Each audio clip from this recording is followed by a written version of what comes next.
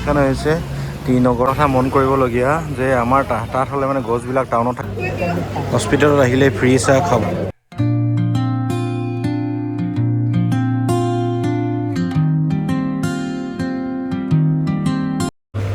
good morning আৰু আজি আকৌ চেকআপৰ কাৰণে আমি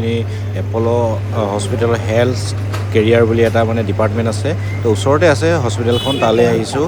আৰু তাত দেখিছে কি সুন্দৰকৈ এইটো এপ'ল' হস্পিটেলৰ দৃশ্য কিন্তু ইয়াতে ফ্ৰীকৈ চাহ কফি এনেধৰণে পেচেণ্টবিলাক যাৰ খাবলৈ মন যায় আৰু তেওঁলোকক এনেকৈ ধৰণে দিয়ে মই প্ৰথমতে ভাবিছিলোঁ পইচা দিব লাগে নেকি বুলি তাৰপিছত ভাবিলোঁ নাই নেলাগে ফ্ৰী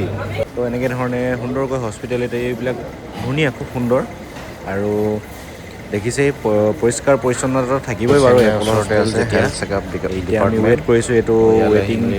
হল য'ত ৱেইট কৰিব তাৰ নাম চাম মাতে ইয়াতে কেছ কাউণ্টাৰো আছে সকলোখিনি আছে ইয়াতে ইয়াৰ পৰাই আপোনাৰ চিৰিয়েল বাই নাম মাতি থাকে তাৰপিছত গৈ মেলি যাব লাগে আৰু জলে য'ৰ কাউণ্টাৰলৈ যাব লাগে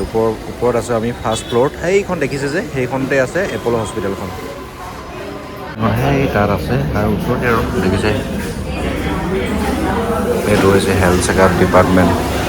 কেছ কাউণ্টাৰ চেছ কাউণ্টাৰ চব ইয়াতে আছে ইয়াৰ পৰা আহিবলৈ বেছি দূৰ নাই আৰু 70 মিটাৰ সকলোৱে আহি গৈছোঁ এয়া এপ'ল' হস্পিটেলৰ বাথৰুমটো দেখাওঁ বলকচোন আপোনালোকক কেনেকুৱা ধৰণৰ কি বা চাফ চিকুণেই আছে বাৰু কাৰণ প্ৰাইভেট হস্পিটেলটো চাফ চিকুণ হ'বই ৱাছৰুম বাথৰুম হয় এইটো দেখিছে ৰাতিপুৱা একো খাই নাই অহা হৈছিলোঁ গতিকে এতিয়া 12টা বাজিলে ইয়াতে অসমীয়া হোটেল এখন আছিলে তাতে খাই ল'লোঁ খাই মেলি আমি এতিয়া ওলাই গৈ আছোঁ এডোখৰ নতুন ঠাইলৈ য'ত এয়া দেখিছে চেন্নাইৰ চহৰখন কেনেধৰণে অভাৰব্ৰিজবিলাক আছে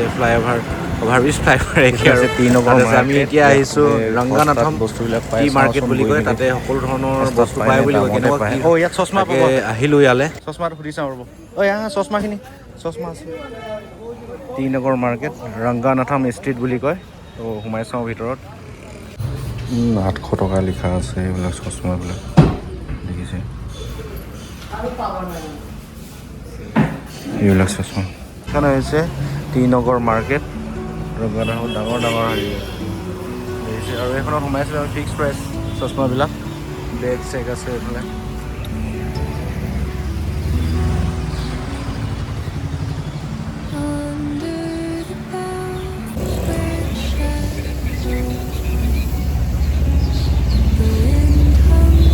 কথা মন কৰিবলগীয়া যে আমাৰ তাত হ'লে মানে গছবিলাক টাউনত থাকিলে কাটি পেলাই কিন্তু ইয়াত চব কিমান ধুনীয়া সংৰক্ষণ কৰি ৰাখিছে ইমান ডাঙৰ গছখিনি টাউনৰ মাজমজিয়াত